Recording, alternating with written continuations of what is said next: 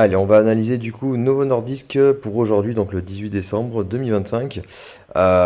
Donc Novo Nordisk a fait une très très mauvaise année depuis le début de l'année, hein. Donc on a fait que corriger et ça perdure depuis tac tac tac depuis 2024. Puisque le plus haut de 2024 est ici et depuis un an et demi, l'action n'a fait que baisser. Donc est-ce que le prix va continuer, enfin plutôt l'action va continuer à baisser, ou justement on est en train de consolider pour repartir et inverser la tendance? Alors j'aurais tendance à dire oui, parce que on est venu chercher le plus bas de 2022, donc qui était à 45,76. On a eu ici une bougie vectorielle, donc ça veut dire qu'il y a eu beaucoup de volume, donc le 24 novembre 2025. Bon, on avait déjà été chercher pardon, le plus bas de 2022. Là, on est reparti de nouveau en dessous.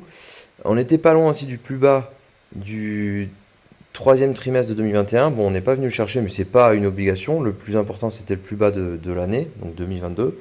Et là, pour le moment, on consolide. On consolide et là également, il y a une bougie vectorielle, donc une bougie de volume. Donc on devrait encore la retravailler, donc chose faite. Et potentiellement, on pourrait repartir à la hausse et donc éventuellement inverser la tendance. Donc vraiment, par contre, il ne faut pas repartir sur un plus bas parce que là, ça voudrait dire qu'on va aller chercher des zones beaucoup plus importantes, donc vers le sud. Donc là, vraiment, il faut réagir maintenant. Euh, Là, on a déjà travaillé cette bougie ici, donc ça c'est parfait. Maintenant, il faut vraiment travailler celle-ci et repartir à la hausse. Et surtout s'installer sur ce plus haut.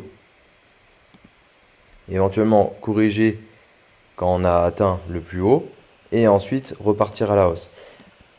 Parce que là, dans ce cas-là, si vraiment on tape le plus haut et qu'on s'installe au-dessus et qu'on revient à le retester, ça voudrait dire qu'ici, il y aurait un breaker. Voilà. Le breaker, il serait environ à, du coup, entre 50,75 et du coup,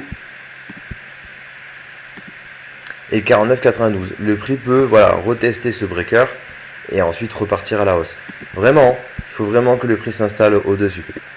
Pour le coup, pour le moment, on a essayé déjà sur ce plus haut. Bon, on a eu un rejet direct parce qu'en fait, il y a eu une bougie vectorielle. Donc, il fallait qu'on la travaille.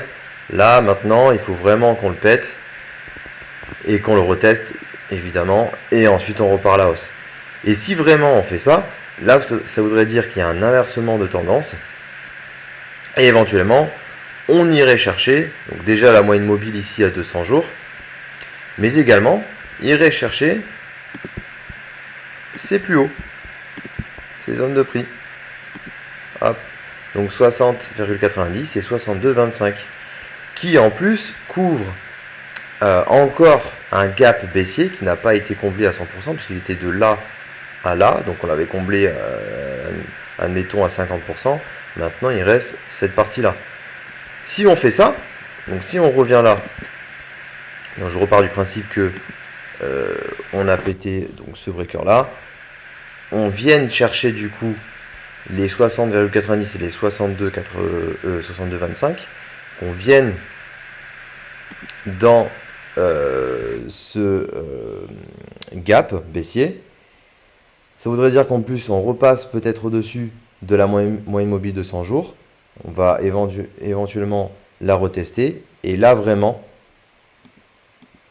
on pourrait s'installer vraiment à la hausse. Chercher, du coup, ce plus haut à 71,80.